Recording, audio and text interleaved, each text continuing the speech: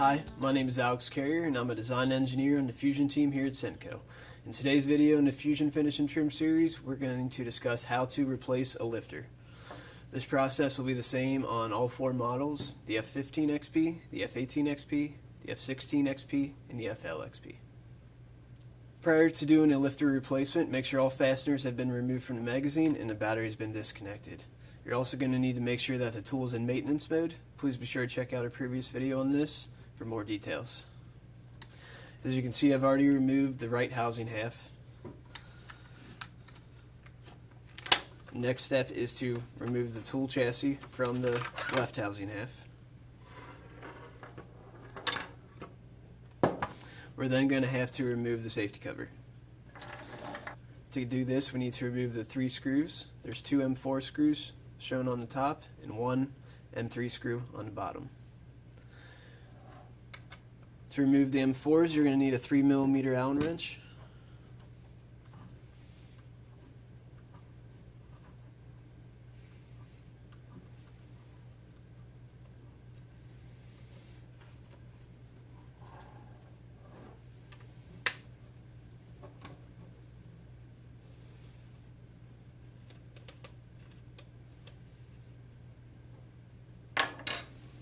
And to remove the M3, you'll need a T10 Torx wrench.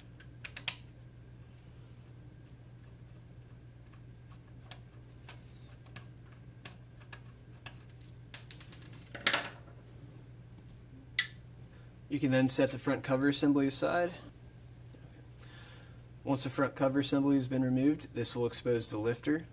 The first step to replacing a lifter is to remove the snap ring located on the shaft. Grab a pair of needle nose pliers and slide it off.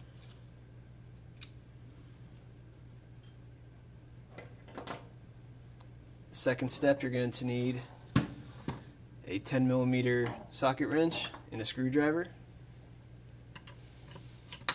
Make sure the screwdriver is wedged in between the lifter tooth and the guide body as shown.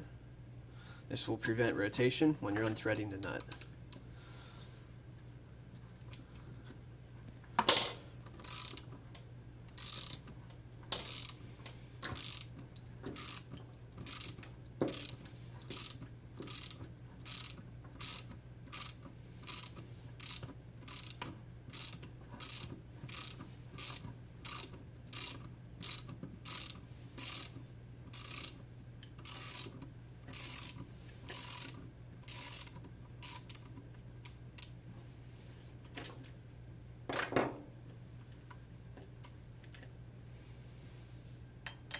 Set the nut aside, and then to remove the old lifter you may need to use your flathead screwdriver and pry up.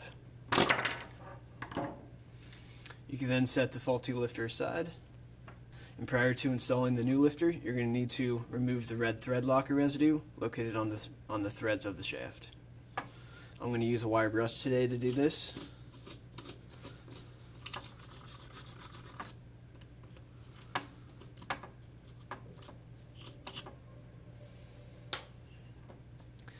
Next, you're going to need your red thread locker. You want to apply this to the threads on the shaft.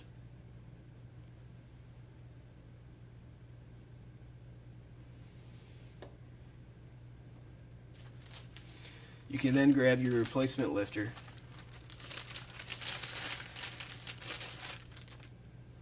and slide it on. Make sure the 3 lifter lugs are facing the right side of the tool.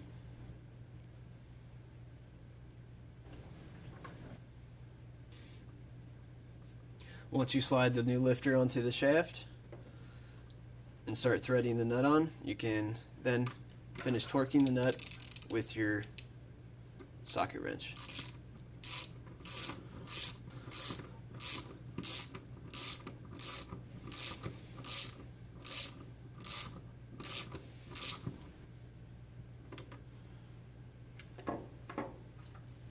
Now that we have the new lifter installed, let's put the front cover assembly back on.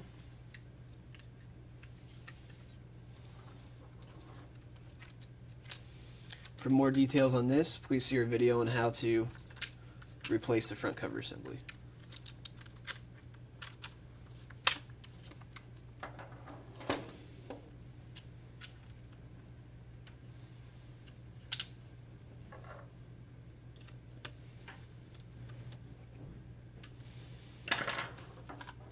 We can then put the tool back into the left housing half.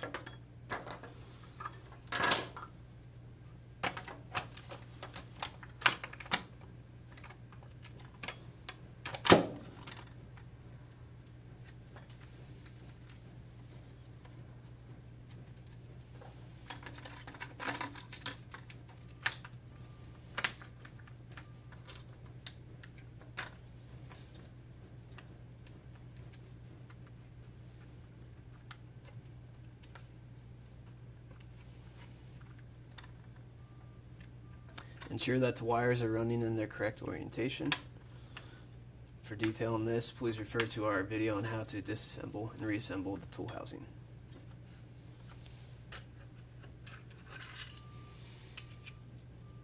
Next, we'll reinstall the right housing half.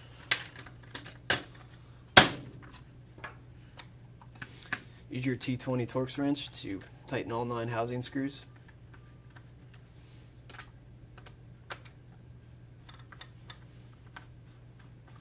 Feel free to use a power tool or a drill to speed up this process.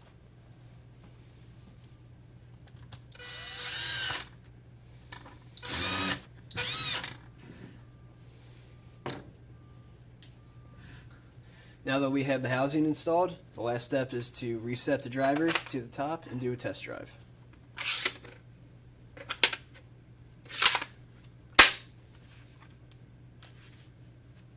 Reset the driver.